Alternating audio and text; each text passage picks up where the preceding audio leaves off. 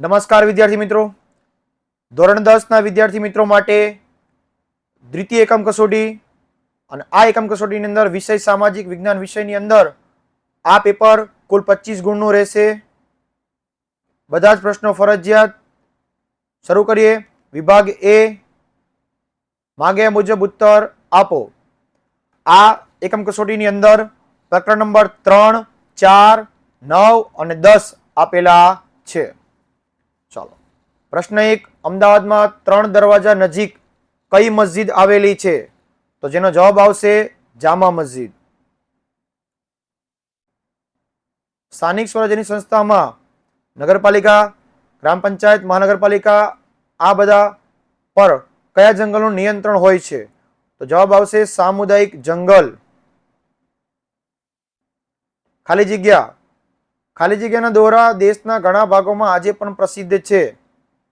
તો રહીમના દોહરા એટલે કે દુહાઓ આજે પણ પ્રસિદ્ધ જોવા મળ્યા છે. પ્રશ્ન નંબર 4, તમાકુ ગુટકા પર પ્રતિબંધ મૂકનાર પ્રથમ રાજ્ય? તો એનો જવાબ આવશે સિક્કિમ. આ રાજ્યની અંદર તમાકુ પર પ્રતિબંધ એટલે કે એનો ઉપયોગ કરવામાં આવતો નથી. ખરું કે ખોટું જણાવો.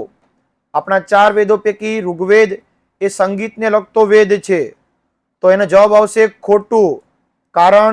કારણ કે સામવેદ એ સંગીતને લગતો વેદ છે. તો આ વિધાન આવશે ખોટું. પ્રશ્ન નંબર 6, ગુજરાતના ગીર વિસ્તારને ઈસવીસન 2008માં જે આરક્ષિત ક્ષેત્ર ઘોષિત કરવામાં આવ્યું છે તેનો જવાબ આવશે ખોટું.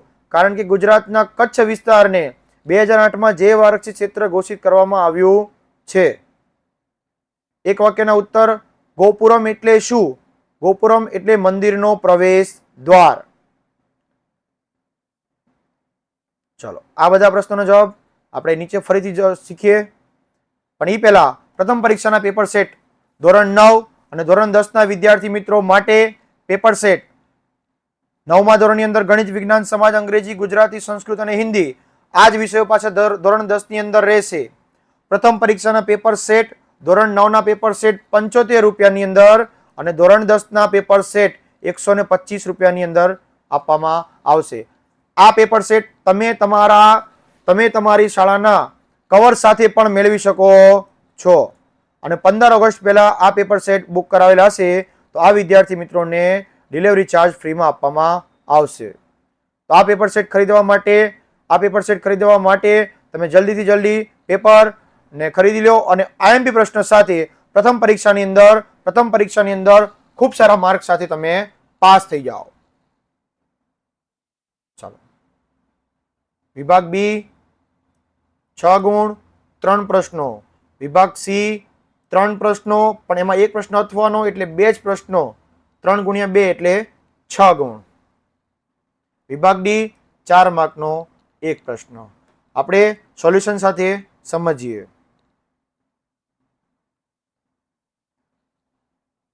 ગોપુરમ એટલે મંદિરનો પ્રવેશ દ્વાર. ગોપુરમ એટલે મંદિરનો પ્રવેશ દ્વાર. સાચા જોડકા. કાલિદાસ તો એની કૃતિ રઘુવંશ, બાણભટ્ટનું હર્ષ ચરિત્ર. ધોરણ 1 થી 12 ના વિદ્યાર્થી મિત્રો માટે વિનામૂલ્યે એક સરસ મજાની એપ્લિકેશન તૈયાર કરવામાં આવી છે. જે એપ્લિકેશન યુથ એજ્યુકેશન એપ્લિકેશન પરથી તમે પ્લે સ્ટોરમાં જઈ આ નામ સર્ચ કરશો એટલે તમે આ એપ્લિકેશન ડાઉનલોડ કરી શકો છો. હવે તો કે આ એપ્લિકેશનની અંદર કોઈ પણ ધોરણના વિદ્યાર્થીઓ કોઈ પણ વિષયની માહિતી એટલે કે ટેક્સ્ટ બુક, વિડીયો, મટીરિયલ, વાંચવાનું મટીરિયલ અને પ્રેક્ટિસ MCQ ની તૈયારી કરી શકે છે. અહીંયા ધોરણ 10 અને આની અંદર વિજ્ઞાન વિષય અહીંયા સિલેક્ટ કરેલો છે. તો આમાં પ્રકરણ નંબર 2 અહીંયા તમે જોઈ શકો છો. પ્રકરણ નંબર 1. તો આ પ્રકરણ નંબર 1 ની અંદર પણ આ 5 વસ્તુ આપેલી છે. દરેક લેક્ચરની અંદર દરેક ચેપ્ટરની અંદર આ બધી જ બાબતો આપેલી છે. બીજું કે પ્રેક્ટિસ MCQ તમે કરી અને તમે જાણી શકો છો કે તમારી અંદર કેટલા વિષયમાં કેટલા માર્ક તમારા આવી શકે છે. સમય સાથે આ MCQ આપવામાં આવે છે. તો આ એપ્લિકેશન વિનામૂલ્યે છે. દરેક વિદ્યાર્થી મિત્રો આજે જ આ એપ્લિકેશન ડાઉનલોડ કરી તેનો ઉપયોગ કરી શકો છો. વિભાગ બી, લોથલ ક્યાં આવેલું છે? તો કે અમદાવાદ જિલ્લાના ધોળકા તાલુકામાં લોથલ આવેલું છે. એમાંય ખાસ કરીને ભોગાવો નદી અને સાબરમતી નદી, આ બે નદી વચ્ચેનો પ્રદેશ, એટલે કે ભોગાવો નદી અને સાબરમતી નદી, આ બે નદી વચ્ચેનો પ્રદેશ એટલે કે લોથલ.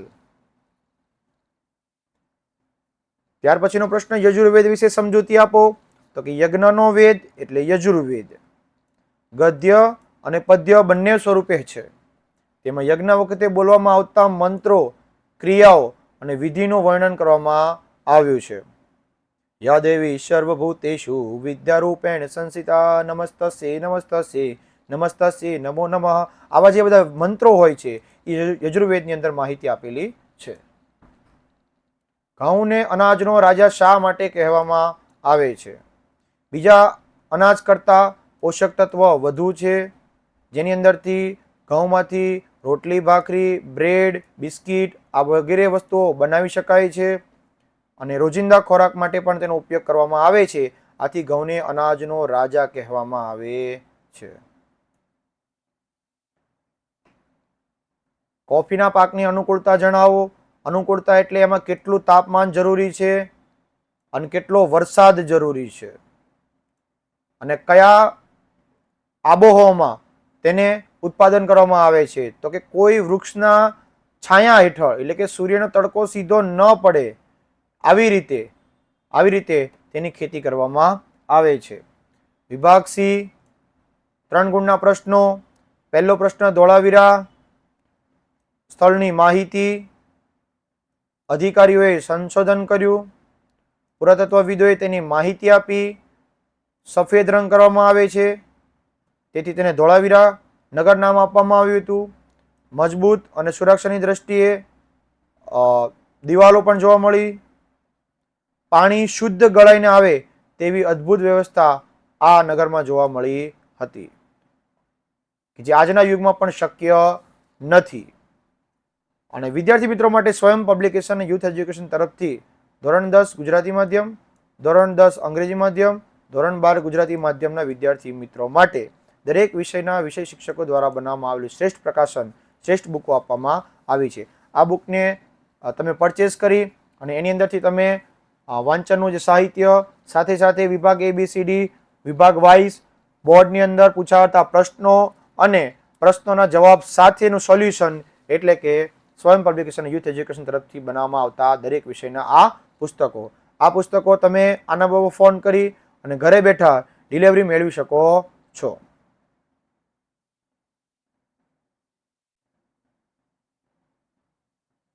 ગુપ્ત સંસ્કૃત યુગને નાટકનો સુવર્ણ યુગ ગણાય છે, સમજાવો.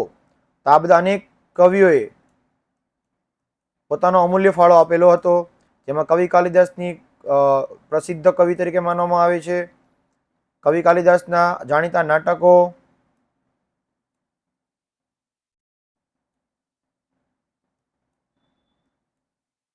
કવિ ભવભૂતિજીનું ઉત્તર રામચરિત્ર, ત્યારબાદ કાદંબરી ઉત્કર્ષ સાહિત્યની રચના, મુદ્રા રાક્ષસનું શુદ્રકનું મુચ્છુ કટિકમ, આ બધા જ સાહિત્યનો સમાવેશ કરવામાં આવે છે. તેથી તેને ગુપ્ત યુગને સુવર્ણ યુગ કહેવામાં આવતો હતો. ત્યારબાદ પ્રશ્ન, વન્યજીવ વિનાશના કારણો જણાવો. તો કે માનવીય પ્રવૃત્તિના કારણે કુદરતી રહેઠાણો એટલે કે જંગલો જોખમમાં મુકાયા છે. વન્યજીવોની સંખ્યામાં શું થયો છે? ઘટાડો જોવા મળ્યો છે. વાળ, દાંત, ખાલ, શિંગડા, નખ મેળવવા માટે પ્રાણીઓનો શિકાર કરવામાં આવતો હતો. સુગંધી દ્રવ્ય મેળવવા માટે પણ શિકાર કરવામાં આવતો હતો. ત્યારબાદ કાચો માલ મેળવવા માટે પણ વન્યજીવોનો શિકાર કરવામાં આવતો હતો. અને આ બધી વસ્તુઓ બહુવિધ યોજના, ખોદકામ, હવાઈ, વન્યજીવોમાં જંગલોમાં લાગતી આગ, જેના કારણે વિનાશ જોવા મળ્યો છે. વિભાગ ડી, 4 ગુણના પ્રશ્નો, જેની અંદર ખેતીના મુખ્ય પ્રકાર કયા કયા અને દરેક ઉપર નોંધ લખવાની રહેશે. તો મુખ્ય ખેતીના 6 પ્રકારો છે. પહેલું જીવન નિર્વાહ ખેતી, એટલે પોતાના કુટુંબના ભરણ પોષણ માટે જ આ ખેતી કરવામાં આવે છે. તેનું બીજું નામ આત્મનિર્વાહ ખેતી પણ કહેવામાં આવે છે. આ ખેડૂતો ખૂબ નાના કદના ખેતરો ધરાવે છે. સિંચાઈની સુવિધા ઉપલબ્ધ ઓછી જોવા મળે છે અને રાસાયણિક ખાતરો અને જંતુનાશક આ વસ્તુ પરવડતી એટલે કે પોસાઈ શકતી નથી. સૂકી ખેતી, વરસાદ ઓછો, સિંચાઈની સગવડ ઓછી. ભીની ખેતી એટલે કે આદ્ર ખેતી, વરસાદ વધુ અને સિંચાઈની સગવડ પણ વધુ. બધા જ પાક લેવામાં આવે છે. એક કરતાં વધુ પાક પણ લઈ શકાય છે.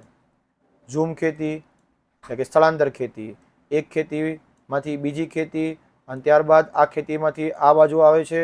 એમાં જે છેલ્લું એક ખેતીમાંથી બીજી ખેતી, બીજી ખેતીમાંથી ત્રીજી ખેતી અને સ્થળાંતર ખેતી કહેવામાં આવે છે. બગાયતી ખેતી, સઘન ખેતી,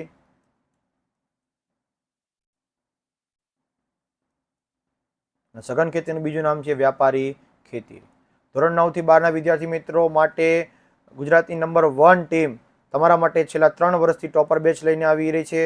live lecture, recording lecture, doubt solution, આખું વર્ષ સ્ટડી, નોટ્સ, બેચ રિઝલ્ટ અને વોટ્સઅપ સપોર્ટ. તો આજે જ આના પર ફોન કરી અને આ બેચની અંદર જોડાઈ શકો છો. સંસ્થાગત સુધારાઓ, ખેડૂતોનું શોષણ, અસમાનતા, ખેડાણ, યોજનાઓ, આર્થિક મદદ, જંતુનાશક દવા, કાયદાકીય જોગવાઈ, પરિવહન, સંદેશાવ્યવહાર અને આ જે સંસ્થાઓ છે આ સંસ્થાઓ ખરીદ વેચાણ માટે સુવિધા આપે છે. વિદ્યાર્થી મિત્રો, આવી જ રીતે તમારે આખું વર્ષ અભ્યાસ કરવો હોય અને એકમ કસોટી અને દરેક વિષયના આઈએમપી પ્રશ્નો મેળવવા માટે આજે જ વિદ્યાકુલ એપ્લિકેશન ડાઉનલોડ કરો અને અમારી સાથે જોડાઈ જાઓ. ફરીવાર મળીએ છીએ, ત્યાં સુધી રજા લાવો. જય હિન્દ, જય ભારત, ભારત માતા કી જય, વંદે માતરમ, જય જય ગરવી ગુજરાત.